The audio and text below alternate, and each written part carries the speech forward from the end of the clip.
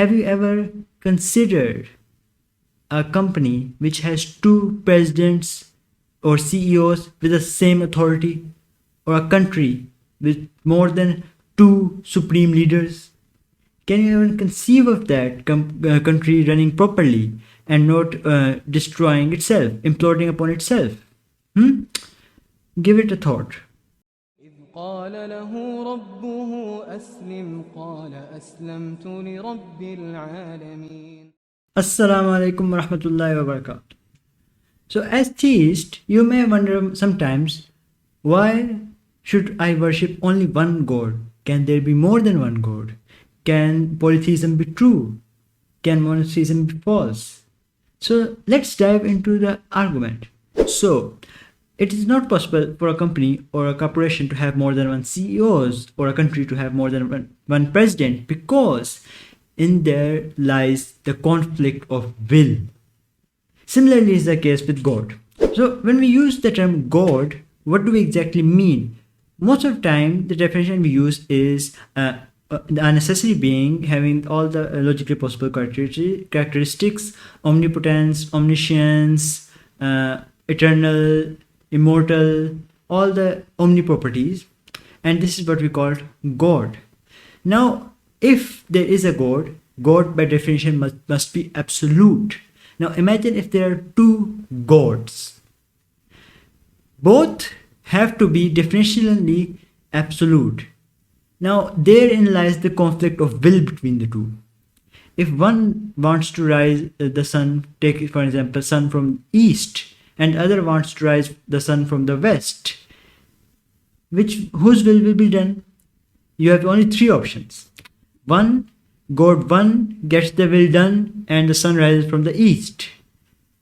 Option number 2, God 2's wills be done and the sun rises from the west. Option number 3, neither will be done and the sun does not come out. In all of these scenarios, in scenario number 1, God 2 is no longer absolute. In scenario number 2, God 1 is not absolute, and in the third scenario, both of these are not absolute, and by definition, both of them are not God. So, this conflict of will occur if there are more than two absolute beings. Hence, there cannot be more than two absolute beings or gods. Now, when we say that there are two gods, how do we differentiate between the two gods?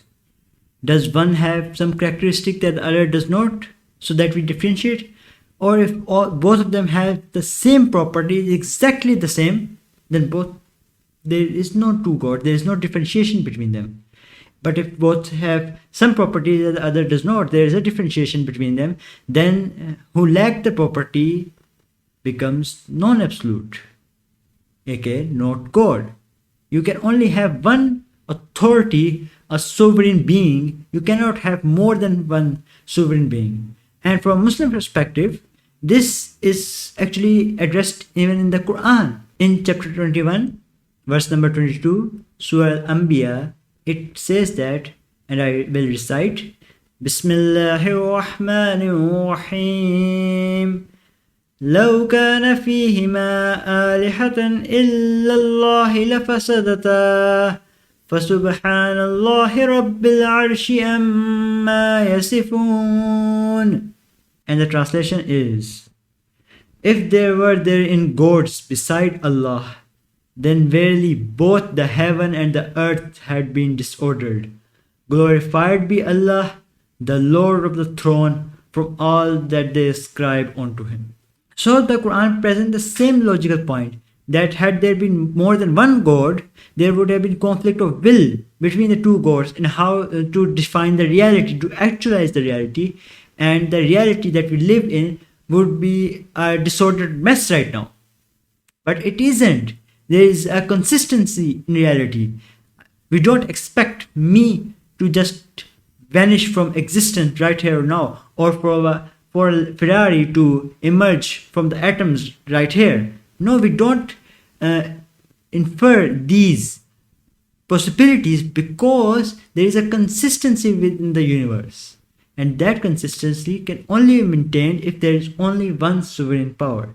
Hence, there can be only one true God, Allah. And with that, I'll take my leave. Inshallah, I'll see you next time. Allah Hafiz.